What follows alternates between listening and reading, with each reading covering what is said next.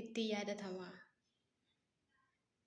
Seenaadha nama kanaaf sirbi kun yeroo hundumayyuu fi hamma inni Oromoodhaaf eenyummaa isaa kennee eenyummaa isaa dabarsee Oromoodhaaf kennee haga lubbuu wareegamuu gubbaa gahee Oromoo qofaa miti haga sadarkaa Itoophiyaatti of wareegee namni kun garuu Waaqayyoo haala sakaleessaa keessaa isa baasee har'ammoo gara isaatti isa fidatee nama kassaasa godhateera. Waaqayyo inni amanate sun immoo isaan salphifne isallee yaasifne. Isinii galee waaqni inni kaleessa jireenya biyya lafaa keessaa Oromoodhaa bakka bu'ee lammii kooti dhiiga kooti jedhee kaleessa qooda Oromoo lolaa ture falmaa ture. Har'a immoo bakka waan hundumaa argee ta'uu dinnaan dhiisee gara Waaqayyootti deebi'ee saba isaatiif waaqa isaa kadhachuutti deebi'e. Waaqni inni amanate sun har'a sanganne kunoo. Yeroo tokko Waaqayyoon amanachuun keenya bu'aa guddaa akka nuuf qabu beekuu qabna. Warroonni biyya lafaa keessa jiran kana beekuu qabu. Tolee shama harka fuudhee akkam jirtu hordoftoota Sifan Gindoo. Bakka jirtanitti nageenya firaadhu Waaqayyo isiniif haa baay'atu. Ana dhufa baga nagaa dhuftanii isiniin jedhee jira. Like, subscribe, share, comment kennuu hin dagatinaa isiniin jedha. Warra mana kanaa raaftaatan subscribe godhaa isiniin jedha na jajjabeessaa. Tolee gaarama viidiyoo kanaan walitti deebinee jirra. Egaa waa'ee obboleessa keenyaati kaleessa irraa kaasee sooshaal miidiyaa kanarraa waa'ee isaatu naanna'aa jira jechuudha. Caalaa Bultumee jechuun artistii Caalaa Bultumee dhugaa dubbachuudhaa fi nama biyya keenyaaf Itoophiyaa Oromiyaa irra darbee Itoophiyaaf aarsaa guddaa kanfalee jechuudha. Caalaa Bultumeetiif dhugaa dubbachuuf kun hin maluu fi Caalaa Bultumee wallisaa yookaan aartii jaalatamaa Oromoo biratti jaalatamu fakkeenya. Haacaaluu Hundeessaatiif fakkeenya ta'an jechuudha. Caalaa Bultumee fakkeenya ta'an amma dhalannaanumaan sirba Caalaa Bultumee dhaga'ee jechuudha. Waan isin ajaa'ibu. Jechuun tuttureera. Nama aarsaa guddaa saba isaaf jedhee kanfale. Nama aarsaa guddaa kanfaleedha. Kun isaaf hin malu ture. Oromiyaa irra darbee haga sadarkaa Itoophiyaa. Gaafa Tigireen Itoophiyaa weerartee yookaan gaafa Itoophiyaa Tigireen lolte yoo deemtanii ta'e dhugaa dhaqee lolee mucaan kun taankiidhaan tolaa ture. Waa baay'ee gochaa ture jechuudha. Raasaa ture biyya. Akkasumas Oromoodhaa jedhee caakkaatti galee waggaa meeqa caakkaa keessa taa'eera mucaan kun. Keessattuu ijoollonni gara Gindabaraatti seenaa isaa sirriitti beektu. Mucaan kun dhaloonni isaa Coobi Gindabaratti jalachu. Seenaa isaa namoonni baay'ee sirriitti beeka. Seenaa aartistii Caalaa Bultumee namni wallaalee jiru. Garuu kun isaaf hin malu. Egaa waan sabni keenya kana isaaf yaadeef hin beeknu dhugaa isaa Waaqayyoo abaasuu fi ooleera. Inni guddaan ooluu isaati. Amma baay'ee isaanii kan karaa irratti du'aa oolan caakkaa keessatti du'aa kan oolan Oromoon keenya aartistoonni keenya baay'ee isaaniitu jira garuu Hancaalaa immoo bahee mul'ate bahee dubbatame maaliif oolmaa inni kaleessa saba isaa biraa oole suntu akka inni bahee isaa dubbatamu isaa taasise jechuudha. Isinii galee dhugaa dubbachuu fi keessattuu Caalaa Bultumee bara 2008 waa'ee maaster pilaanii irratti sirba inni sirbee qeerroof qarree raasaa ture. Qeerroof qarree raasaa ture jechuudha. Sirba inni yeroo wallise irratti maaster pilaanii biyya lamaan taatu Oromiyaan jedhee gaafa sirbee qeerroof qarreen bahanii akka falmatan kan taasise qeerroof qarreetti dhaannaa laphee isaanii yookaan akka isaan aamulee godhatanii biyya isaanii Oromiyaadhaaf akka dhaabbatan kan taasise sirba sun irra Caalaan beeka uummanni hundumtuu. Waa'een Caalaa Bultumee har'a haaraa miti. Eenyumtuu har'a ajandaa godhatee ittiin naanneessuu hin danda'u. Mikinaatu kaleessa hin gateetti dhufame waan ta'eef dhugaa dubbachuuf mucaan kun iddoo hundatti beekama. Lafa ittiin hin loliin hin jiru. Itoophiyaaf lole, Oromiyaaf lole, saba isaaf dhaabbate wanta godhe tokko illee hin qabu. Har'ammoo nagahaa jedhee keessaa bahee bakka. Jireenyi lafarraa hundumtuu darba. Isiniin galee sabni kun har'a kan wal lolu. Itoophiyaan tokkummaa dhabee kan akkatti wal lolu. Oromiyaan tokkummaa dhabee kan irratti wal lolu. Lafa kanaaf jedha malee waan biraa miti. Dacheen kun immoo har'a nu nyaattee nu fixxi. Har'a irra jiraanna malee boru waan taanu hin beeku. Isinii galee garuu jireenyi inni dhugaan, inni karaa sirriin, inni boqonnaa galgala ofii itti boqotan Iyesuus Kiristoos qofaadha. Kanaaf har'a immoo bakka nagahee jedhe. Waan biyya lafaa nagaadhee dhiisee galee bakka. Waan kun nagaa jedheef dhiisee galeef immoo reebamuu qabu. Maal seetanii wanti isin ajaa'ibu Itoophiyaa keessatti yoo ilaalle yoo qaama adda bilisummaa Oromoo taate warra qaama mootummaa miidhamta. Yoo warra qaama mootummaa taate qaama adda bilisummaa Oromoo miidhamta.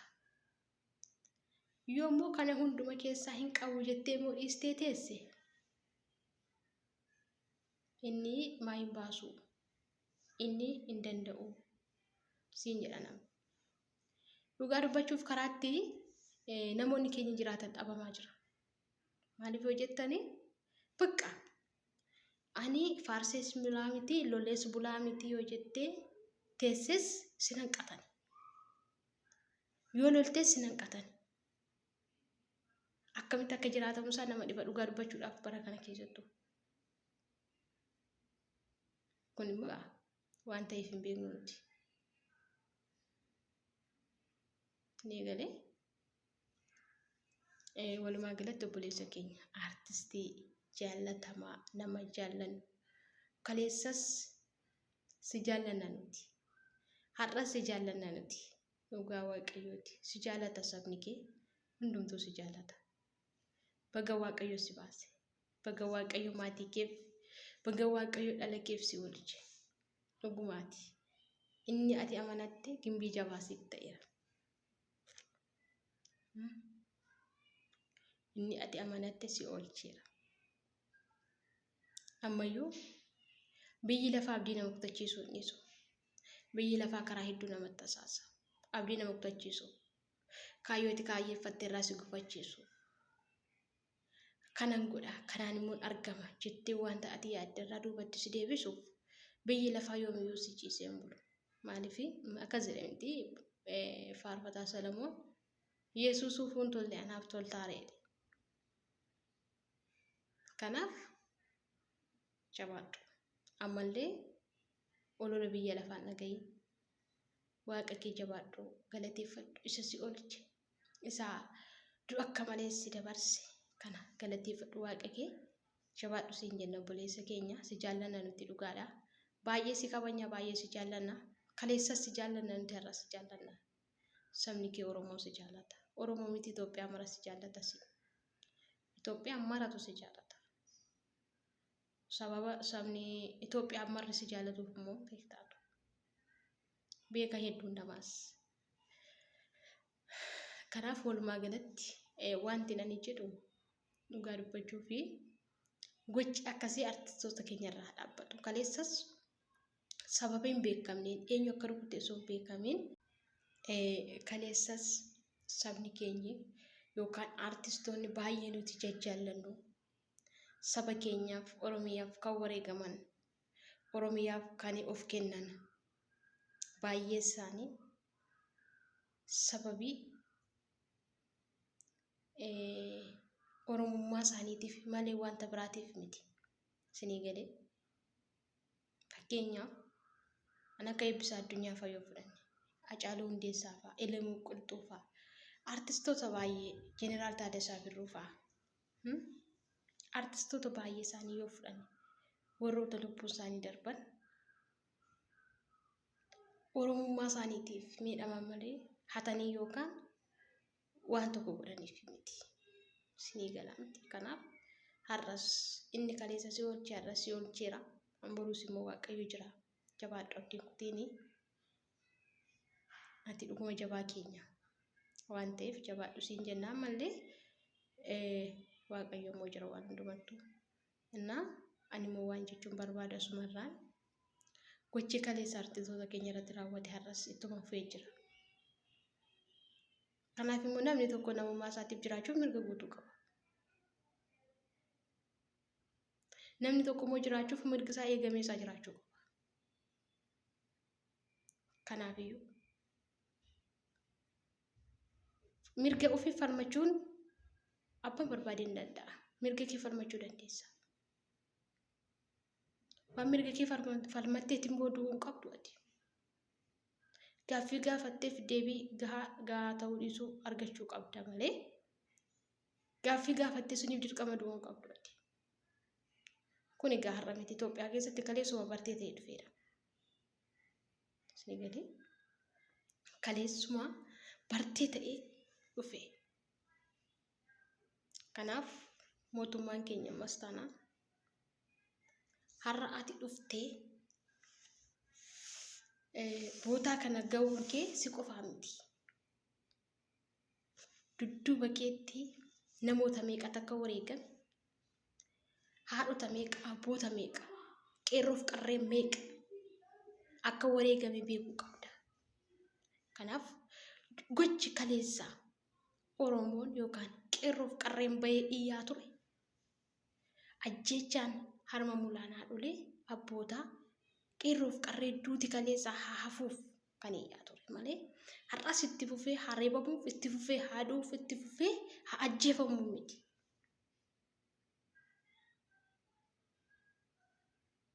Kanaaf dhimma kanarratti nu fooyyessuu qabda. Ammallee taanaan of jaalachuun homaa gatii. Of jaalachuun gatii hin qabu. Kanaaf duuti ijoollee keenya irra gahu haa dhaabbatu walumaa galatti bilis haa dhaabbatu bakka. Kanumaan jechuu barbaada.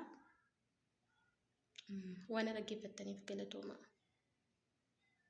Garuu dhugaa rabbiin viidiyoo kana giseen arge baay'ee tokko simmeetaawii ta'een ture baay'ee tokko na boochisee miqinaatu nama kan haamam akka jaallannu unuuf jedhee aarsaa guddaa manni kan faleeru nutu beeka. Gatii guddaa kan faleera. Homaa miti. Waaqayyo jira. Jiru ijoollee. Kanaaf viidiyoon koo irraa kana fakkaata. Caalaa artistii Caalaa baay'ee si jaallanna baay'ee si kabanya qaxalee mucaa warra ginda barat nu jiraadhu siin jenna jagnaa keenya baga Waaqayyo si oolchee baga Waaqayyo maatii keef si hambisee faamilii koo waan dhaggeeffattaniif galatoomaa isiniin jedha. Baay baay.